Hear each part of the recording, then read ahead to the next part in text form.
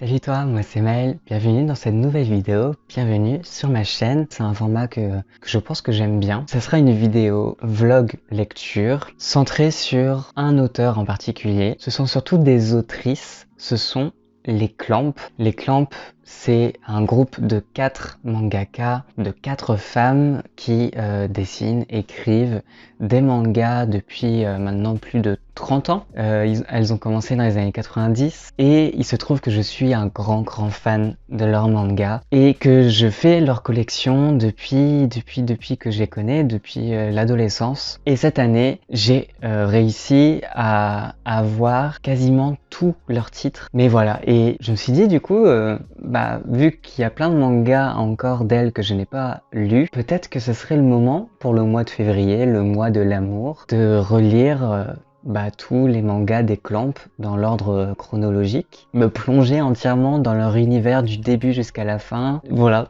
je me suis dit pourquoi pas.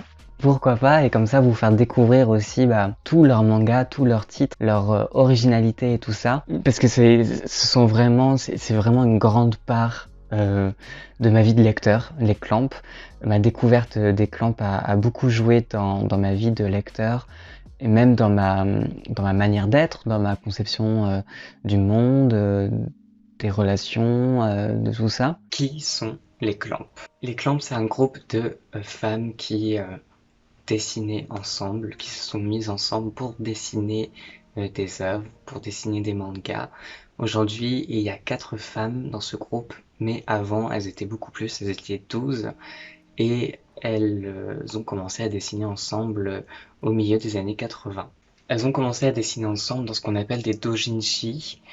Ce sont des fanzines japonais où il y a souvent des parodies d'autres œuvres plus connues. Donc elles faisaient souvent des parodies de Captain Tsubasa par exemple. Parmi ces 12 femmes, il y avait Mokona Papa, Satsuki Igarashi, Nick Nekoi, Nanase Okawa, Tamayo Akiyama, Sei Nanao, Lisa Sei, Tsuchi Isachi, Kazue Nakamori, Shinya Omi, Inoue Yuzuru et Okyun. Leur point commun à toutes ces femmes, c'est qu'elles se seraient rencontrées au même cours de dessin, mais bon, c'est pas sûr. Et elles se sont réunies toutes autour de cette passion commune qui était le manga et qui était le dessin. Elle commence alors à publier un magazine spécial qui s'appelle le Clamp Book. Déjà, elle commence à se réunir autour de ce même nom Clamp, qui ne veut pas dire grand chose d'ailleurs, c'est un nom, c'est une blague qu'elles avaient entre elles. Elles collaborent donc souvent avec d'autres doujinshi, aussi avec d'autres auteurs de doujinshi, et elles se font vraiment une place dans le milieu. Dans ces magazines, en plus des parodies qu'elles faisaient, elles publient aussi des œuvres originales. Il y a notamment Shining Stars, qui était une histoire, un boys love, qui se passait dans la Clamp School. Donc déjà, à ce moment-là, elles créent aussi une école qui s'appelle la Clamp School, qu'elles utiliseront très souvent dans leurs mangas. Et tada! J'ai trouvé Shining Star en scan en anglais. C'est trop marrant comme manga. Et ce qui est marrant d'ailleurs, c'est de voir qu'il y a déjà des personnages qu'on connaît par la suite, qui sont présents dans ce manga, qu'on voit dans d'autres œuvres.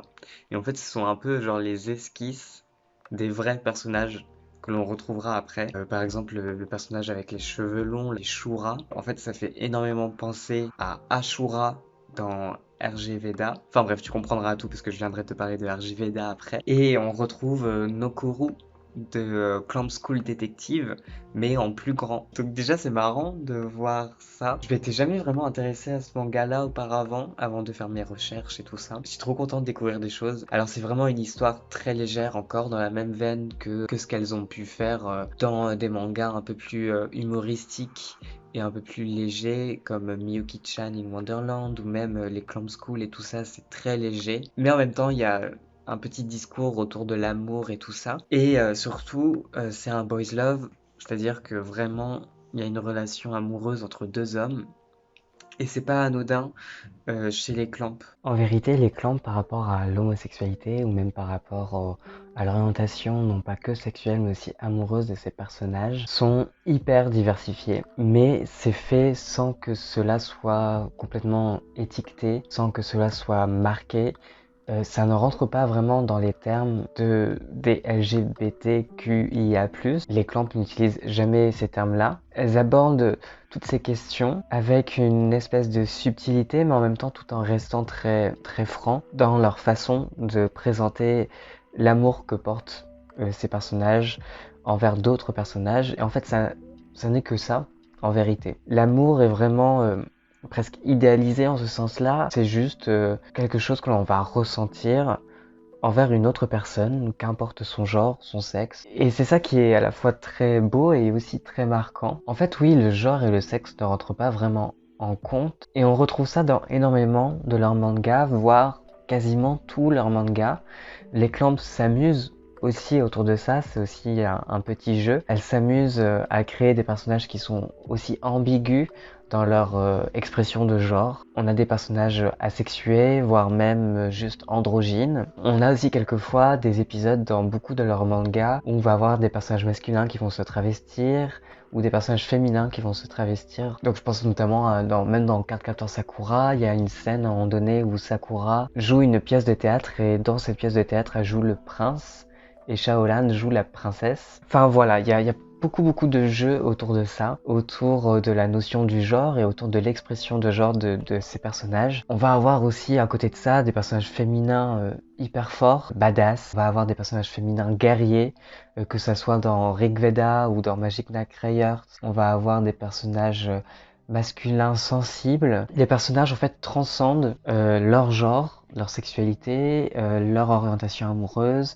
transcende un peu tout ça. Et c'est ça qui est hyper intéressant, je trouve, qui donne à voir des personnages qui sont aussi assez complexes, qui ont une véritable psychologie et une véritable identité. Le faire même dans des mangas qui sont plutôt destinés à des enfants, c'est quelque chose qui est vraiment très très fort. Et ça a d'ailleurs créé pas mal de polémiques, hein. Quand Cardcaptor Sakura est sorti en animé en France, il y a je ne sais pas combien d'épisodes qui sont censurés par rapport à ça. Donc c'est sûr, en fait, ça fait parler, mais en même temps, je trouve que c'est toujours fait de manière hyper subtile et hyper naturelle, et ça vise vraiment l'acceptation d'autrui et l'acceptation du fait que l'on puisse aimer une personne pour ce qu'elle est et pas seulement pour son genre ou sa sexualité. Et je trouve ça très très beau. En même temps, c'est assez utopique aussi, je pense, mais c'est très très beau d'envisager l'amour comme ça et même tout le discours autour de l'amour que vont porter les Clamps dans leurs œuvres. C'est très très beau aussi. C'est un discours qui va sublimer l'amour de manière générale. À chaque manga, elle démontre un peu plus un amour singulier et l'ensemble des mangas des Clamps représenterait du coup toute une palette de sentiments singuliers, de sentiments amoureux, différents les uns des autres. Et c'est beau et ça crée du coup cet univers vraiment très très riche et c'est une des raisons de pourquoi je suis fan. Donc voilà, je voulais faire cette petite parenthèse amour avant de venir te parler de Rigveda. Donc elles ne sont plus que 7 quand elles commencent à publier leur premier manga, qui est Rigveda, qui est publié dans le numéro 3 du magazine Youth. Elles vont accompagner aussi ce manga de petits livrets de dessins, d'histoires, où est-ce qu'elles comptent emmener l'histoire, etc. Ça va arriver jusqu'à un éditeur des éditions Wings qui a lu cette histoire, ces premiers chapitres, qui a lu le livret de Rigveda et qui va leur proposer en fait de publier les premiers chapitres de manière professionnelle dans son magazine. Elles vont bien entendu accepter. Les premiers chapitres sortent et c'est déjà un petit succès. Elles commencent déjà à avoir une petite notoriété parmi le lectorat de ce magazine. Les éditions Wings vont donc proposer à ses lecteurs un petit sondage pour savoir si les Clamps doivent continuer ou pas à publier cette histoire dans leur magazine. Le sondage va être favorable. Dans Rigveda, nous sommes plongés dans une histoire qui est inspirée de la religion bouddhiste, des textes de légendes hindoues, dont notamment c'est cette série de louanges religieuses qui s'appelle le Rigveda. Donc c'est de là que vient le nom. On va rentrer dans le vif du sujet puisque j'ai enfin lu et terminé les Rigveda. Donc les 10 premiers volumes dans la première édition de chez Tonkam, c'est un chef-d'œuvre pour moi, un chef-d'œuvre de la fantasy en manga. Il y a toute une psychologie, c'est ça que je veux dire, c'est qu'il y a toute une complexité aussi dans les personnages. Et c'est vrai qu'au départ, on s'y attend pas trop parce que dans les dessins, c'est pas hyper beau au premier volume. C'est très épuré, c'est très blanc comme ça, mais il faut s'accrocher. Et je pense que c'est arrivé au troisième volume que là, on commence vraiment à rentrer dedans, à rentrer dans l'histoire, à rentrer dans les enjeux et dans l'intrigue vraiment profondément. Mais juste, c'est incroyable. L'évolution des dessins à travers les volumes. Les Clamp en fait affinent leur style, affinent leurs planches et tout ça, leurs cases et tout. Et c'est sublime. Il y a tout un jeu vers la fin autour des doubles pages, tout un jeu autour de l'ombre et tout ça. Il y a beaucoup de noir aussi. Enfin, il y a énormément de détails à venir mettre dans les planches, des plumes par-ci par-là. Enfin, il y a plein de trucs qui s'envolent, qui vont au-delà des cases et tout ça. Mais c'est juste un régal pour les yeux. C'est vraiment très très beau. Alors pour l'histoire du coup, Rig Veda, on est dans un monde céleste, un empire divin. Donc il y a des dieux et tout ça. Et dans ce monde céleste, il y a quelque chose qui va évidemment le bouleverser, qui va être un tout petit peu au début de toute notre histoire. C'est que un dieu guerrier va faire un assaut et va tuer l'empereur du ciel afin de devenir lui-même empereur. À partir de ce moment-là, va régner une espèce d'ère terrible de terreur où il y a des meurtres, des guerres. Enfin voilà, c'est une sorte d'empire sanglant et c'est à l'opposé de ce que l'empire était auparavant. On va suivre Yasha qui fait partie d'un dieu guerrier, qui fait partie des dieux guerriers aussi du clan Yasha. Et ce Yasha est missionné par l'empereur pour tuer une liseuse d'astres, d'étoiles, qui permet en fait de lire l'avenir, qui peut lire l'avenir. Voilà, donc il est missionné par l'empereur d'assassiner en fait cette liseuse d'étoiles qui va lui annoncer sa destinée. Et il se trouve que voilà, il va faire la rencontre d'un enfant qui est un espèce d'enfant maudit parce que son clan est maudit depuis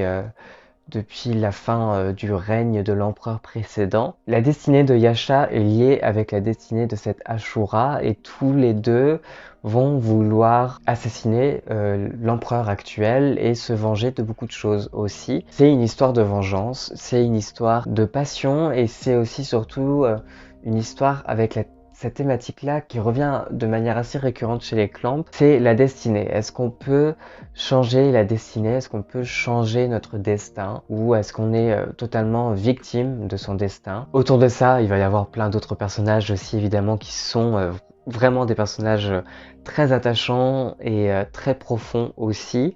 Et il va y avoir tout un enjeu autour des relations entre chaque personnage. C'est un tout petit peu un jeu d'échecs. Et c'est ça qui est extrêmement captivant et hyper intéressant jusqu'à la fin. Il y a énormément d'intrigues politiques aussi. Rig Veda n'a rien à envier à Game of Thrones dans le sens où il y a énormément de sang. C'est une histoire sanglante. Les morts s'enchaînent. Enfin, il y a toute une histoire de guerre aussi évidemment. Donc la fin est ouf. La fin est dingue et épique, mais même au-delà de ça, même au-delà du tragique, c'est une fin mais avec des rebondissements dans tous les sens. J'avoue que je m'y attendais pas, mais oui, mais quelle fin incroyable, juste détonnante. C'est en même temps une fin qui est vraiment assez caractéristique aussi des histoires des Clamp, je trouve, dans le sens où on va y retrouver toute la passion, où on y va retrouver aussi des rebondissements qui vont venir nous surprendre. Il y a une espèce de morale et une espèce de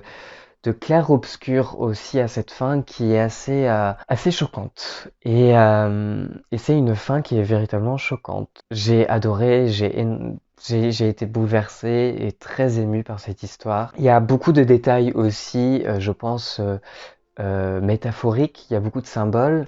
Mais aussi des symboles qui vont venir jouer avec l'aspect religieux aussi donné à cette histoire. Il y a beaucoup de choses qui sont liées à des promesses dans ce manga et à l'honneur finalement des personnages, au respect de leurs choix et aux choix qu'ils font aussi et qui peut-être vont déterminer leur fin, vont déterminer leur destinée ou pas finalement. Et c'est tout l'enjeu de ce manga, c'est est-ce que ces personnages vont réussir à s'affranchir des prophéties qu'on leur a fait. Et c'est vraiment une histoire qui est captivante parce qu'on sait la prophétie d'emblée, mais on ne sait pas le chemin que les personnages vont parcourir. Et d'ailleurs, c'est un tout petit peu cette idée que ce qui est important, ce n'est pas la fin ni le début, c'est le chemin que l'on va prendre entre le début de notre vie et la fin de notre vie, et c'est ce qui va rester finalement. Ça parle beaucoup de karma par exemple aussi,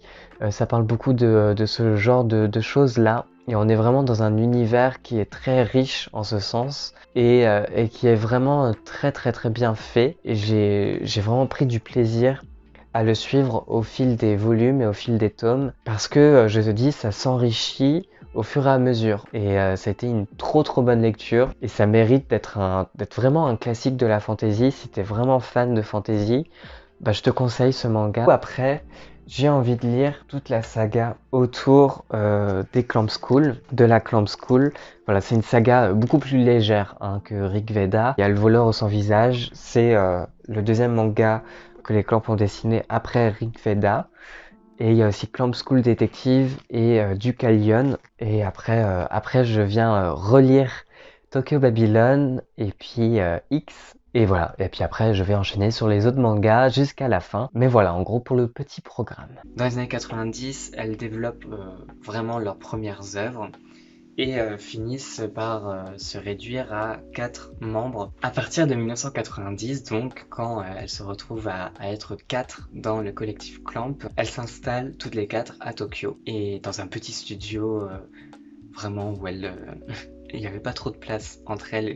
Elles disent d'ailleurs que c'était assez compliqué, même au niveau de leur relation entre elles, mais elles continuent, elles persévèrent, elles publient plein d'œuvres, mais elles publient dans plusieurs magazines, donc elles ont plusieurs délais, et des fois c'est assez compliqué de respecter les délais, c'est assez compliqué de ne pas se perdre entre les différentes œuvres, mais elles arrivent très bien en fait à gérer tout ça, parce qu'elles arrivent très bien à se répartir les différentes tâches. Chaque femme, chaque autrice dans le collectif Clamp a une tâche précise à faire, et en fait elles s'organisent vraiment autour de ça.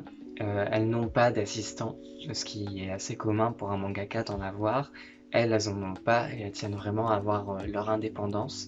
Elles gèrent beaucoup de choses entre elles. Il y a donc Mokona, qui est la dessinatrice principale des œuvres de Clamp. Il y a Nekoi, qui est la seconde main un petit peu de Mokona, qui va participer à certains mangas de Clamp, mais qui est surtout là pour seconder Mokona. Elle va aussi dessiner quelques personnages de certaines œuvres. Igarashi s'occupe, elle, des détails, s'occupe des trames, s'occupe des décors dans les planches.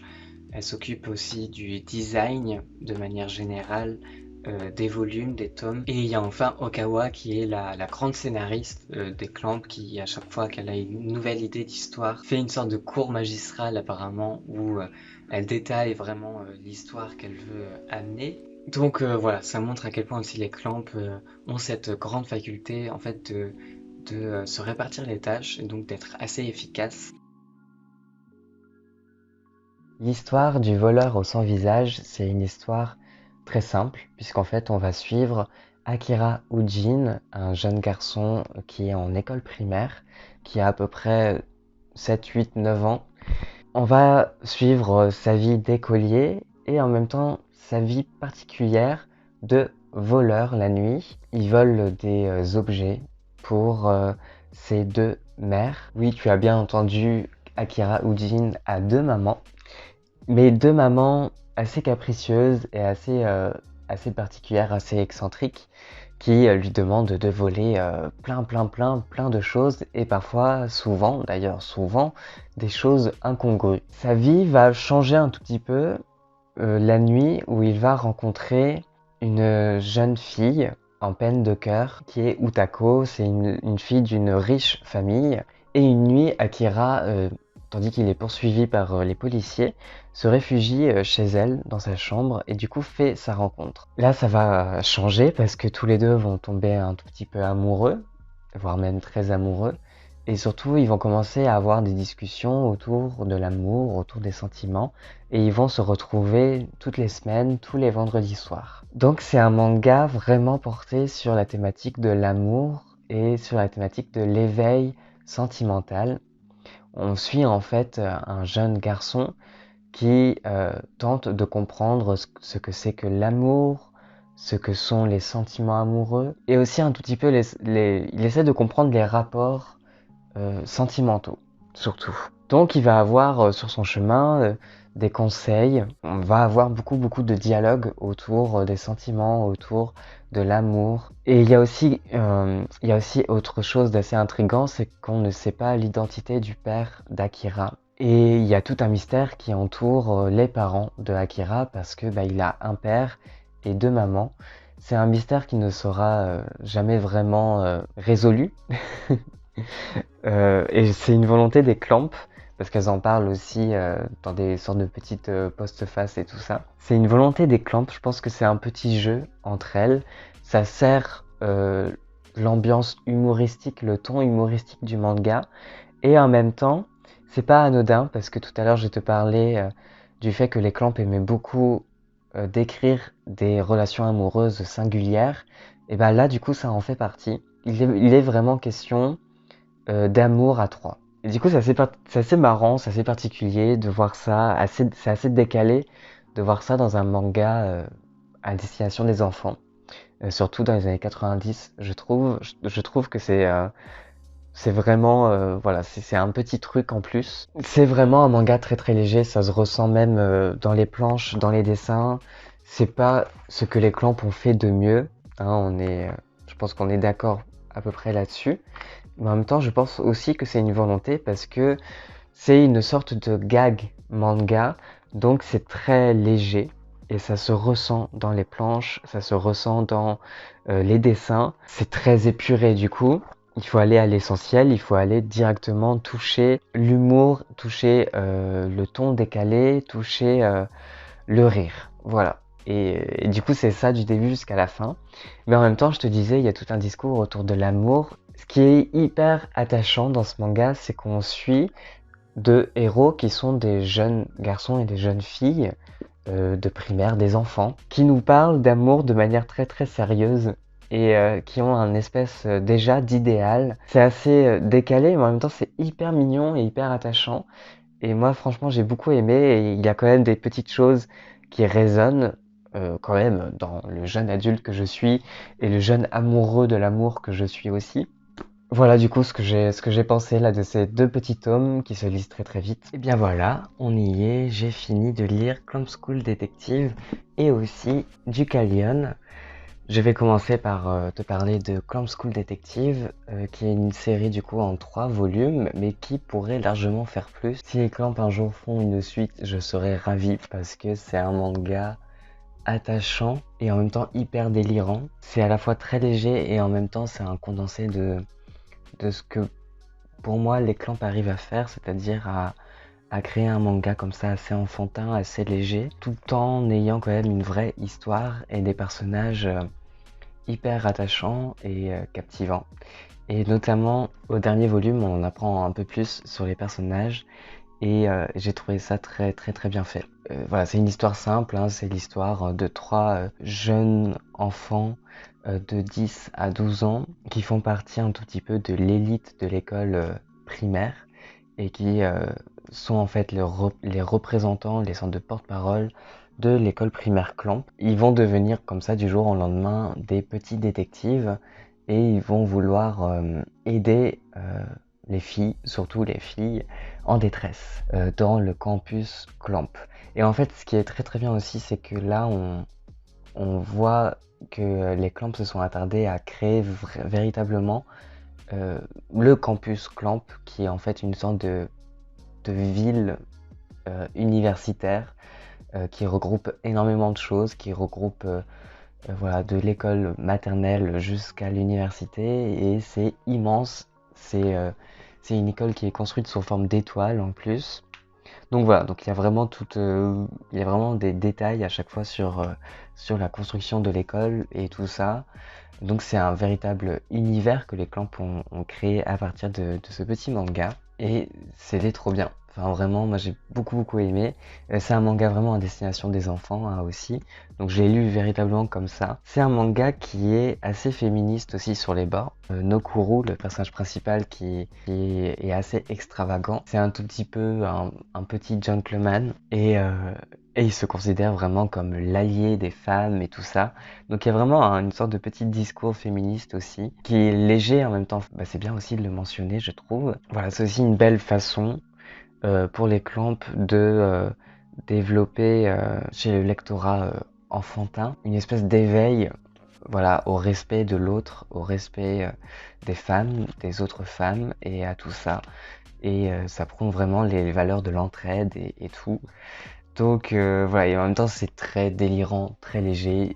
Il y a des situations qui sont mais oui délirantes, voire même théâtrales. Et d'ailleurs, au niveau des dessins d'ailleurs, comparé au voleur au sans visage, là c'est beaucoup plus fourni. On va voir déjà des fleurs par exemple qui vont être mis dans les cases. On va avoir beaucoup de jeux de les personnages qui sortent des cases un peu comme ça, par exemple. Voilà, donc c'est très bien fait aussi. C'est une disposition des cases qui est assez théâtrale par moment.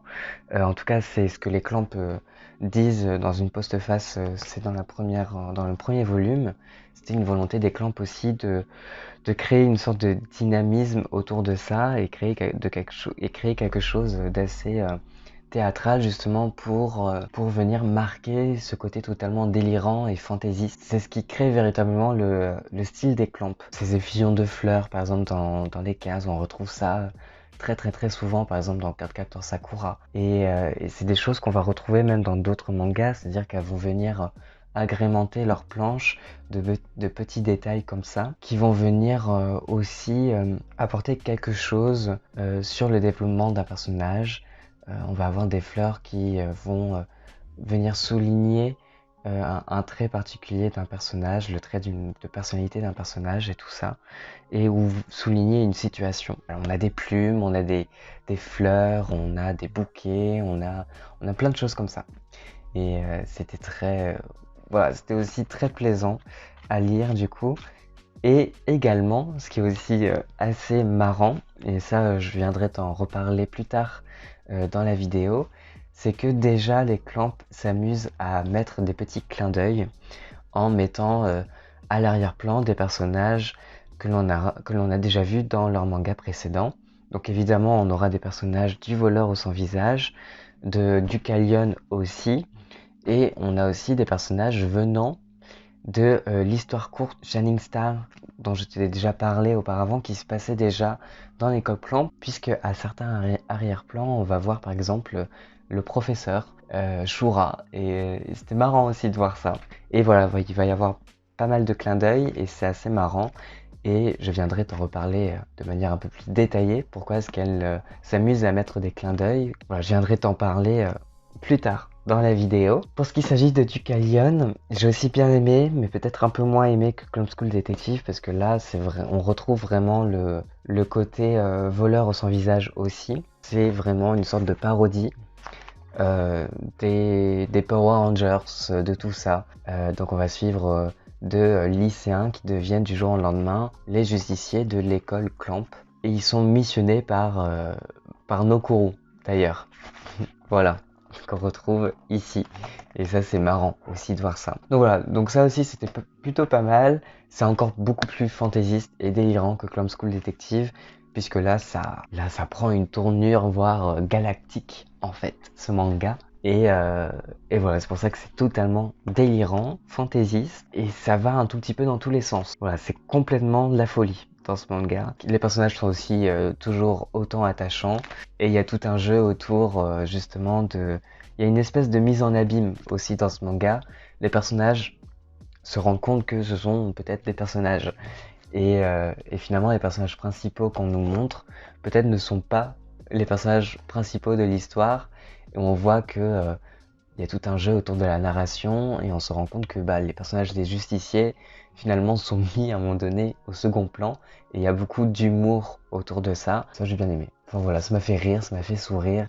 Donc ça c'était la parenthèse un peu légère. Maintenant je vais venir lire un manga beaucoup moins léger. Plutôt je vais venir relire un manga beaucoup moins léger puisque c'est Tokyo Babylon.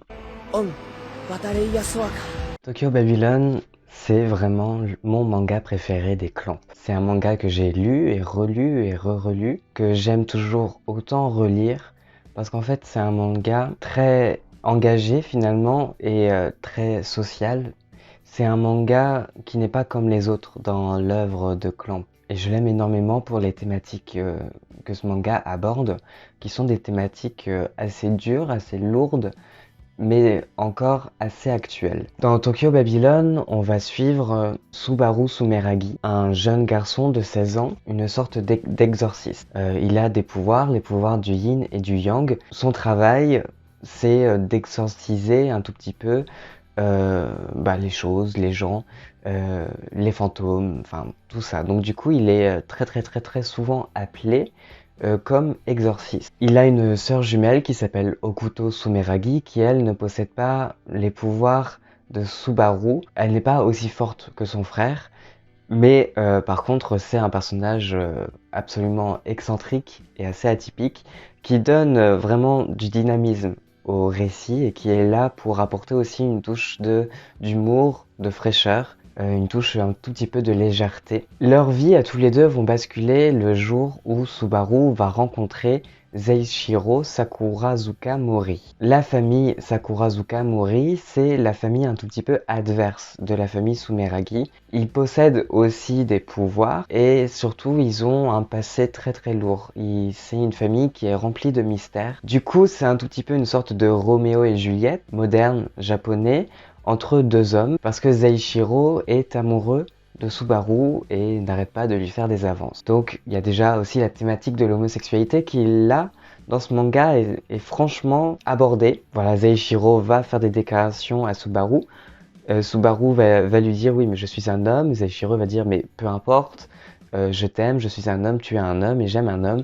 Enfin voilà, donc du coup la thématique de l'homosexualité elle est vraiment abordée dans ce manga. Ça a été quelque chose d'assez novateur dans le manga, surtout en France en fait, parce que je crois que Tokyo Babylon, c'est un des premiers mangas où il y a une relation entre deux hommes qui a été publié en France à peu près dans les années 90. Voilà, ça a été publié en France aux alentours des années 1995-96. Donc du coup, déjà, même pour l'époque, même au Japon dans les années 90, et le manga Tokyo Babylon va créer un tout petit peu polémique aussi au Japon. Pas seulement pour la thématique de l'homosexualité, mais aussi pour toutes les thématiques que ce manga aborde et qui viennent en fait parler très clairement de la société japonaise de l'époque et surtout de la société tokyoïte. Tokyo Babylon, ça porte très bien son nom.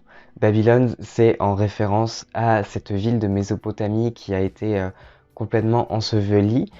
C'est une référence à l'épisode biblique de la tour de Babel et d'ailleurs c'est rappelé à chaque fois en début ici. Pourquoi est-ce qu'il y a une référence à la tour de Babel et à Babylone?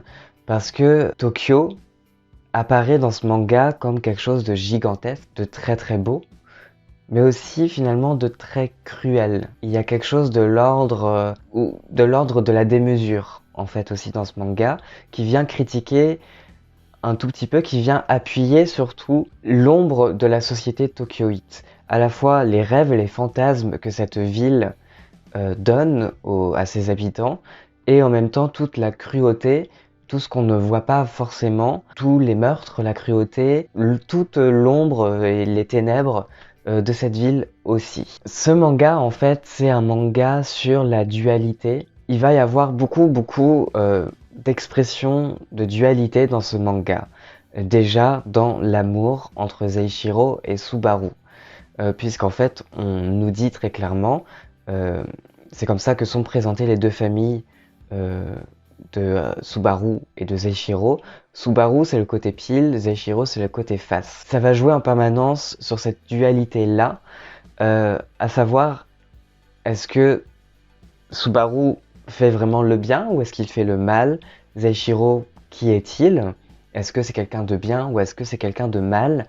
Et même dans les affaires que va devoir résoudre Subaru, la question est sans cesse posée sur les actions menées par les personnages. Est-ce que ce sont des actions morales ou pas? Et du coup, ça met en perspective énormément de sujets d'actualité à l'époque, à cette époque-là, dans les années 90, mais qui viennent aussi parler également de notre époque toujours. C'est un manga qui reste intemporel en fait, qui vient traiter de sujets euh, aussi sérieux que le don d'organes, que le viol, l'agression sexuelle, que le sujet des sectes aussi, qui était très présent au Japon dans les années 90, mais qui le reste encore aussi. Aussi beaucoup de sujets qui tournent autour de la religion également. Voilà, donc il y a plein de sujets comme ça qui s'entremêlent et je trouve que c'est très bien abordé à chaque fois et ça te remue vraiment le ventre. C'est un manga qui est triste mais qui en même temps a aussi un humour, l'humour spécial des Clamp. Et en fait, elles arrivent très bien à allier aussi ces deux tonalités. Et finalement, la thématique de la dualité, c'est une thématique que les Clamp vont aborder tout le long de leurs œuvres. Déjà, à partir de Rig Veda, la thématique de la dualité, elle est là. La thématique du bien et du mal, elle est là. Ce n'est jamais quelque chose qui rentre dans le schéma manichéiste, à savoir, il y a le bien d'un côté et le mal de l'autre. Non, à chaque fois, les Clamp posent la question et s'interrogent aussi et du coup amène le lecteur également à s'interroger, est-ce que les héros que nous suivons sont vraiment des héros bienfaisants ou malfaisants? Voilà, donc du coup ça pose sans cesse cette question-là. Et on va voir aussi après, dans cette espèce de suite qu'il y aura avec le manga X, que là, la thématique du bien et du mal, elle est au centre même du manga. Ce qui est particulier aussi d'un point de vue esthétique au manga Tokyo Babylon, c'est que les Clamp vont utiliser un procédé qui va devenir un procédé assez typique aussi de leur style par la suite. C'est que elles vont venir insérer en arrière-plan comme ça ou en double page des photographies en noir et blanc de la ville de Tokyo. Et en fait, ce qu'elles vont faire, c'est qu'elles vont venir mettre du noir par-dessus ces photos, créer un contraste entre les photos et les dessins par la suite. Et il y a tout un contraste également entre le noir des cases. C'est très noir et c'est très blanc aussi. Et il va y avoir tout un jeu autour de ça. Et ça montre très bien cette dualité entre le bien et le mal. Et du coup, les cases sont vraiment très cadrées, très quadrillées, très bien, très carrées aussi. Elles ne dépassent jamais. Il va y avoir aussi beaucoup de doubles pages qui vont venir traduire une émotion particulière. Par exemple ici, voilà, pour venir accentuer l'émotion d'un personnage. Et il va y avoir aussi des pages complètes. Une page complète, par exemple ici, on voit, voilà.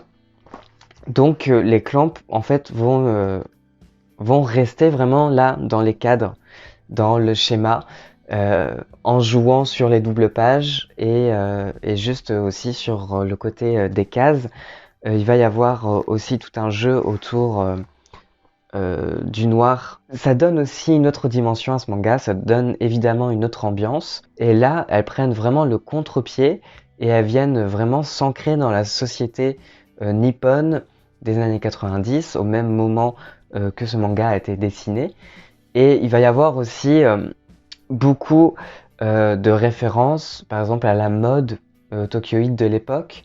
On va avoir aussi beaucoup de références à la société de consommation de l'époque. Donc du coup, c'est très ancré dans le réel comparé à Rig Veda. Et en fait, au fur et à mesure que ce manga évolue, il va y avoir aussi, même au niveau des cases, tout un travail aussi même autour de l'esthétique qui va venir accentuer la dramatisation du manga.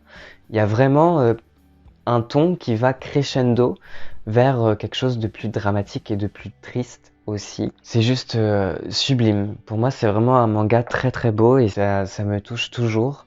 énormément. Et j'espère qu'un jour il va être réédité pour que tout le monde puisse le lire.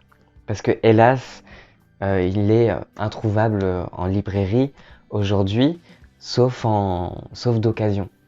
Et d'occasion, ça coûte aussi extrêmement cher. Enfin, moi, je les ai eus pour assez cher quand même. Il devait y avoir un animé qui devait sortir cette année et ça n'a pas été fait pour plusieurs raisons. Et voilà, je trouve ça dommage aussi parce que faut que tout le monde puisse découvrir ce manga, vraiment. Maintenant, je vais passer à X, évidemment, puisque c'est une suite. On retrouve les personnages de Tokyo Babylon aussi dans X.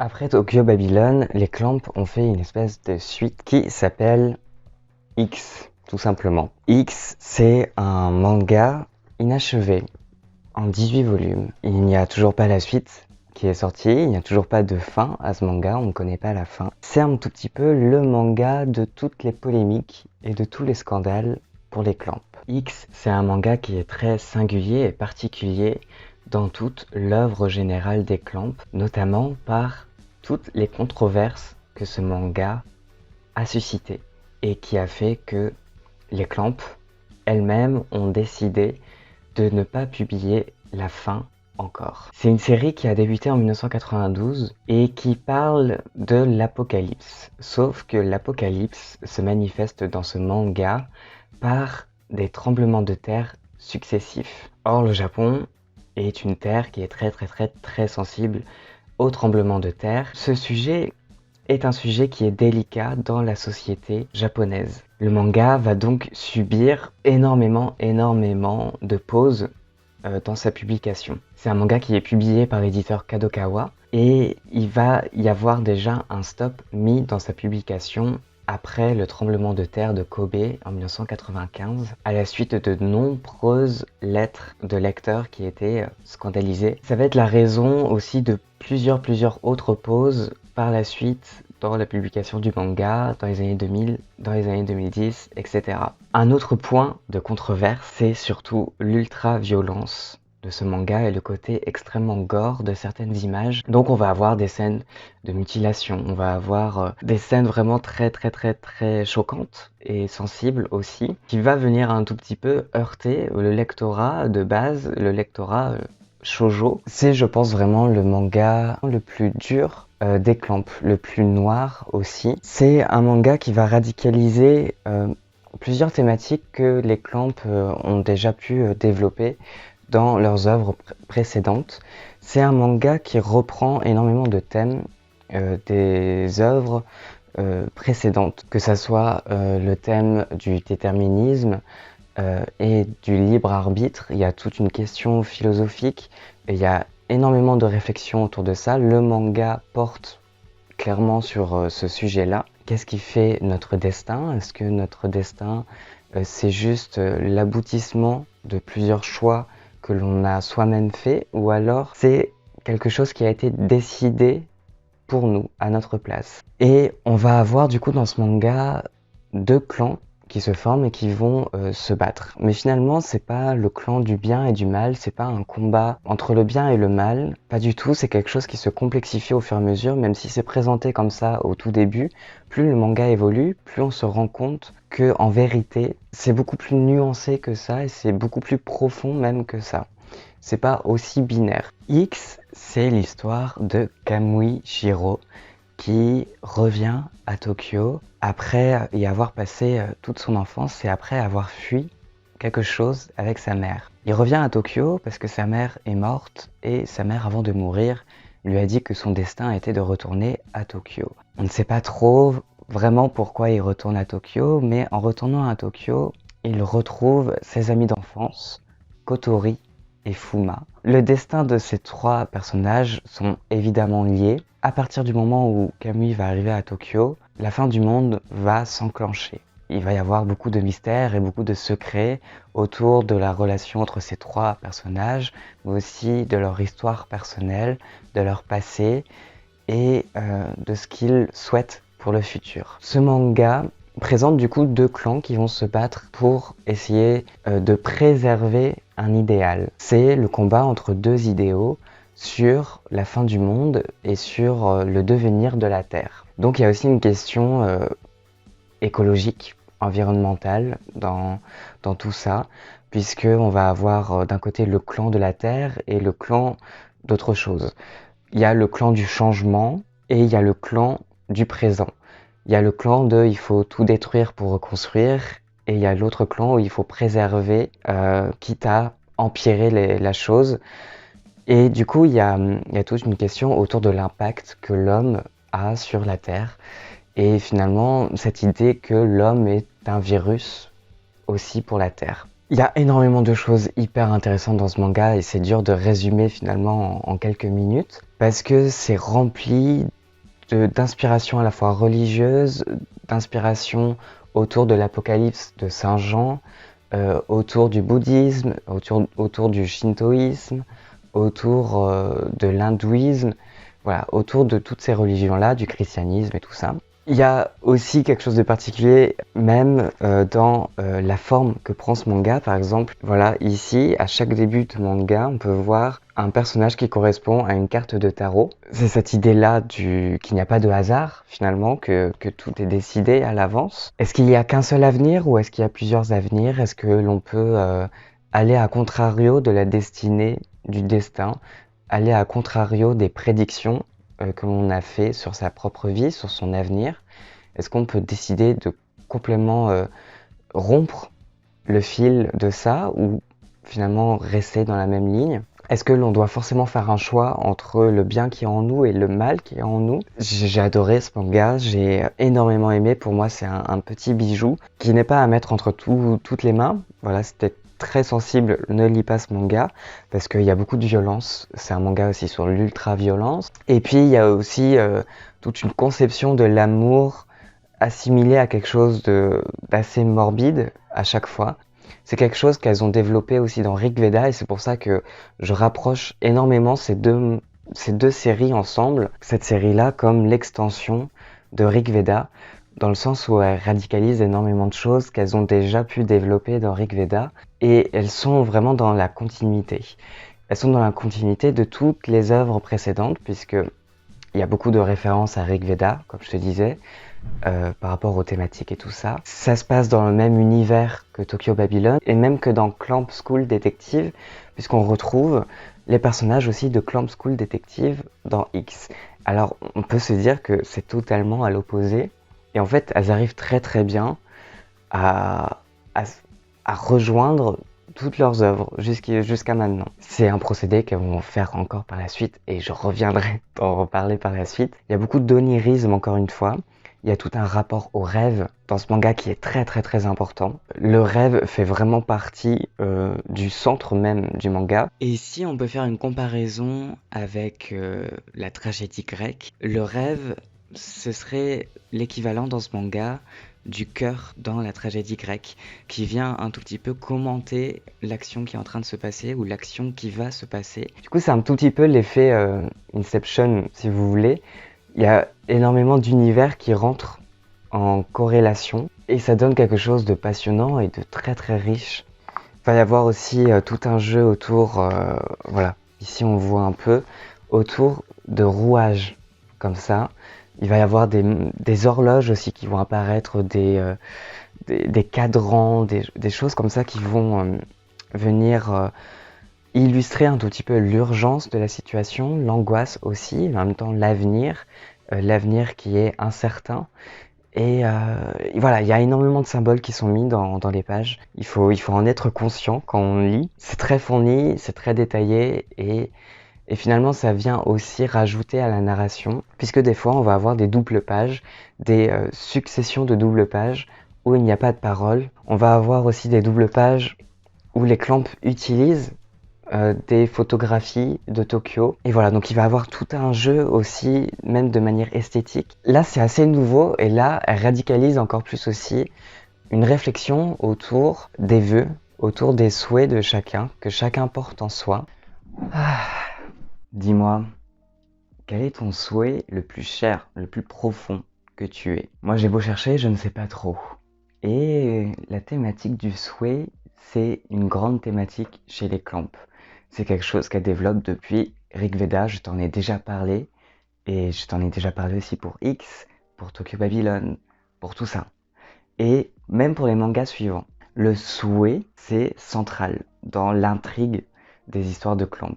C'est ce qui va former les dilemmes moraux. Chaque personnage est traversé par un souhait très cher, très profond, qui veut voir réalisé, mais le seul problème c'est que ce souhait rentre en opposition quelquefois avec d'autres souhaits, d'autres personnages, et peut-être que les mêmes personnages veulent la même chose, mais ne souhaitent pas la même chose non plus.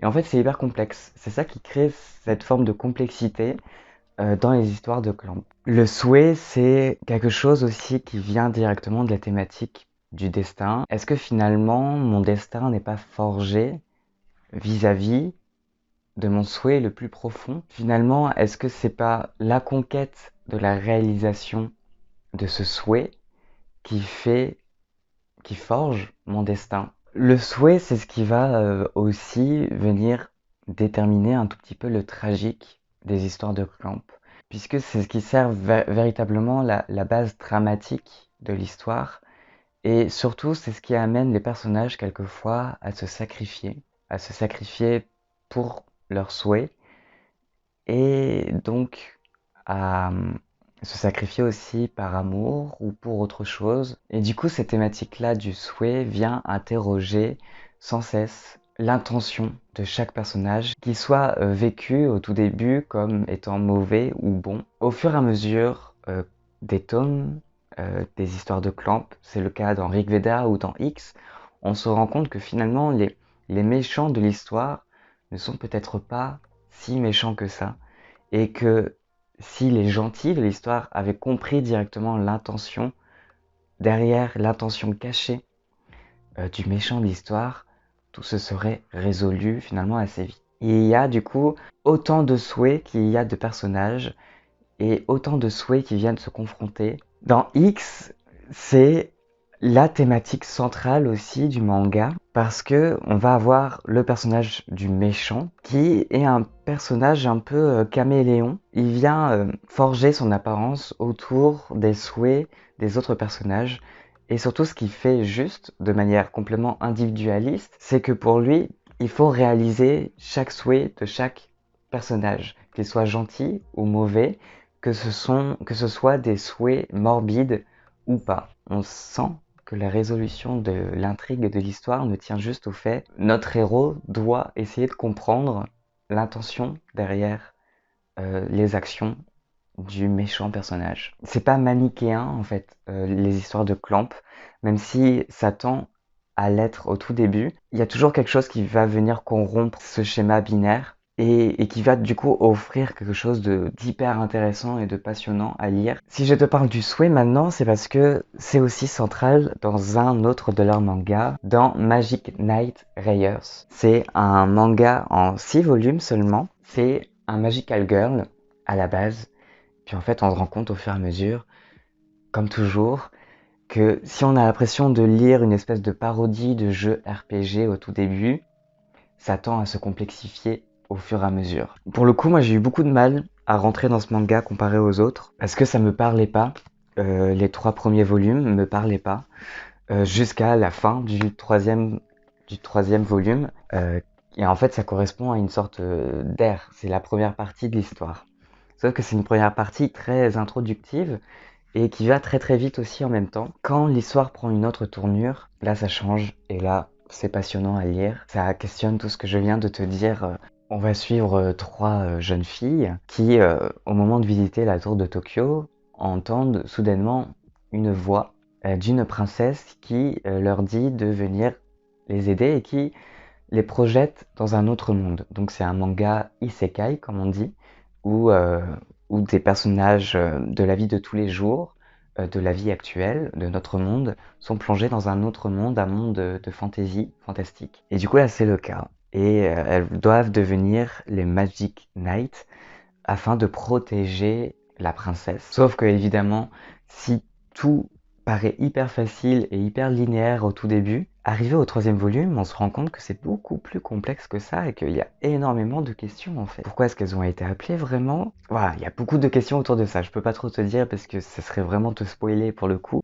Et que tout ce manga est construit autour de cette surprise. Les Clamp vont venir mettre le curseur à chaque fois beaucoup plus loin jusqu'à la résolution finale. C'est pas mon manga préféré des Clamp, mais ça reste un manga hyper intéressant puisque dans la deuxième partie, on va avoir toute une réflexion autour, par exemple, de la colonisation, autour de la guerre. Comment créer un monde, comment créer un univers sain, et est-ce que c'est possible? Et du coup, c'est un manga un tout petit peu contre la guerre, en ce sens-là, parce que c'est un manga qui prône surtout l'entraide, et qui prône encore une fois la résolution de conflits, non pas par la force, mais par la réflexion, par le débat et par tout ça. Surtout, c'est un manga aussi qui traduit une espèce d'autre ère dans les mangas des Clamp, dans le sens où, quand on connaît les mangas suivants, on se rend compte que ce manga est en vérité un manga qui présente déjà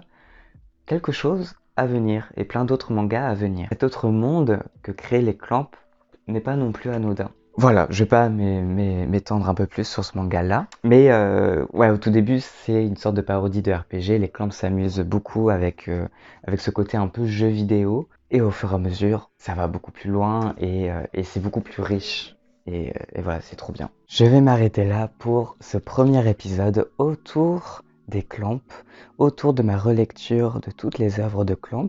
Je m'arrête là parce que je sais que sinon ça va être trop long et ça sera pas à la fois simple pour vous et simple pour moi non plus. Donc la suite au prochain épisode. D'ici là, portez-vous bien. Merci beaucoup d'avoir regardé cette vidéo jusqu'au bout. Je tiens aussi à remercier Chibi Yuto, la chaîne Chibi Yuto, qui m'a autorisé à vous partager des extraits de ces vidéos. Je vous invite à aller voir sa chaîne YouTube. C'est une chaîne YouTube d'un grand passionné de Clamp et il partage avec nous sa découverte des premiers doujinshi de Clamp. C'est quelque chose de hyper rare et il a la bienveillance de venir partager ça avec d'autres passionnés de Clamp. Je trouve ça absolument génial, donc n'hésitez pas à aller voir sa chaîne. Je continue ma relecture de toutes les œuvres de Clamp et je viendrai évidemment vous repartager tout ça dans un deuxième épisode, j'espère deuxième et dernier épisode autour des Clamp, même si je pourrais faire encore et encore plein de vidéos autour de Clamp. Je pourrais en parler encore et encore des heures, c'est d'ailleurs peut-être le souci.